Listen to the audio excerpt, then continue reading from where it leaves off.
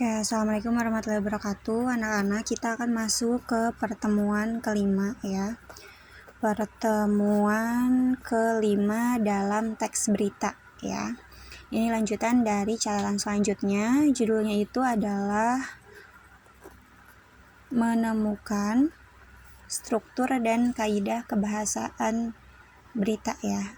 Menemukan struktur dan kaidah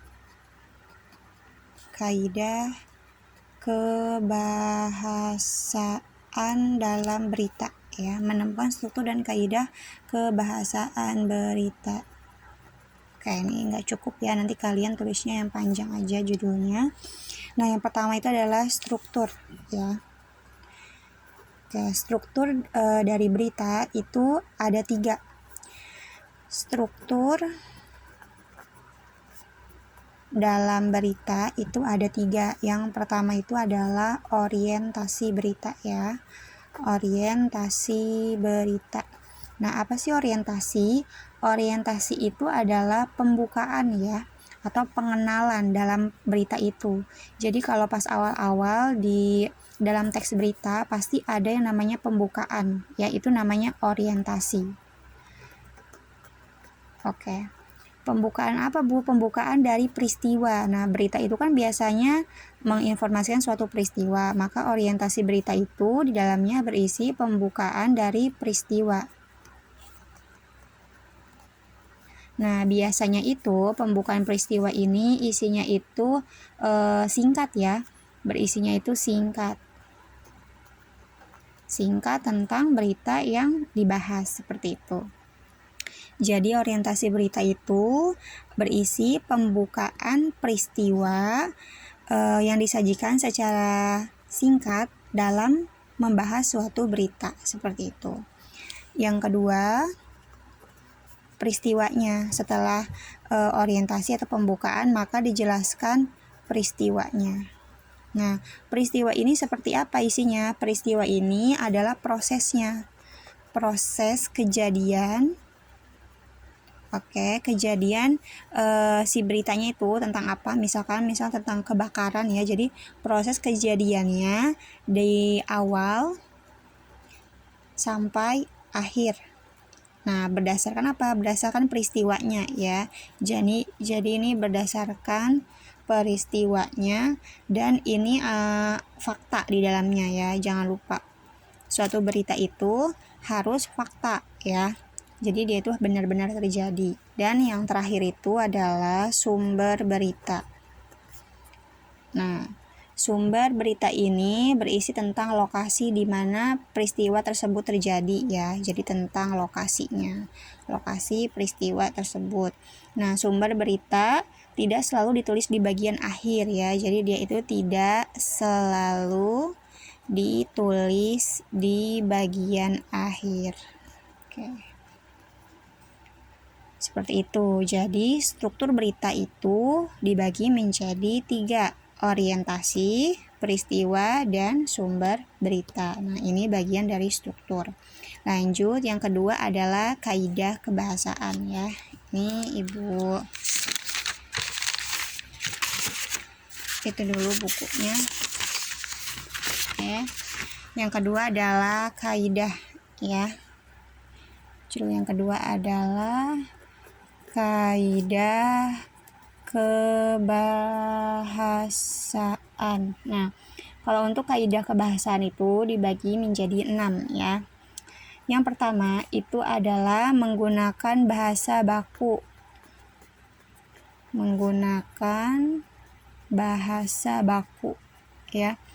Apa sih bahasa baku itu? Bahasa baku itu bahasa yang sesuai dengan pedoman atau kaidah kebahasaan yang ditentukan ya. Jadi bahasa baku itu seperti bahasa formal ya. Yang ada di mana, Bu? Kalau bahasa baku atau bahasa formal itu sesuai yang ada di KBBI. Apa KBBI? Kamus Besar Bahasa Indonesia ya.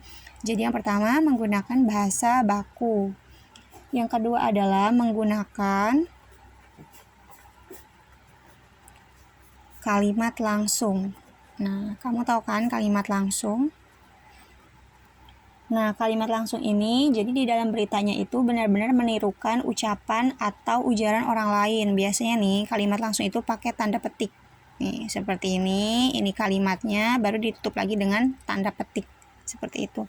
Ini namanya adalah kalimat langsung ya. Berupa apa? Berupa kalimat perintah, berita atau kalimat tanya. Ini berupa kalimat perintah, kalimat berita atau kalimat tanya. Nah, jadi pakai kalimat langsung yang ada tanda petiknya. Dan yang ketiga itu adalah menggunakan konjungsi. Menggunakan konjungsi.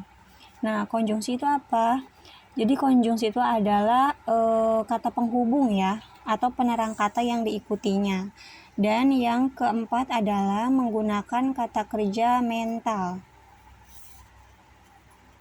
Menggunakan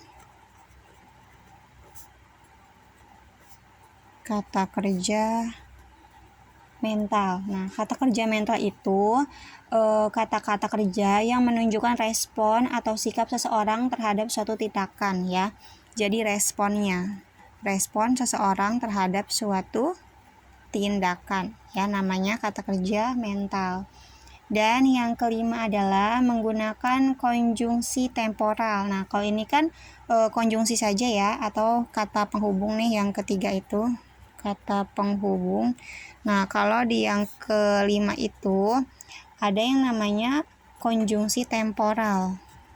Konjungsi temporal. Nah, kalau konjungsi temporal itu menjelaskan kata hubungnya itu yang berhubungan dengan waktu antara dua hal atau peristiwa yang berbeda. Pokoknya kalau misalnya kata hubung temporal itu adalah kata hubung yang berkaitan dengan waktu ya.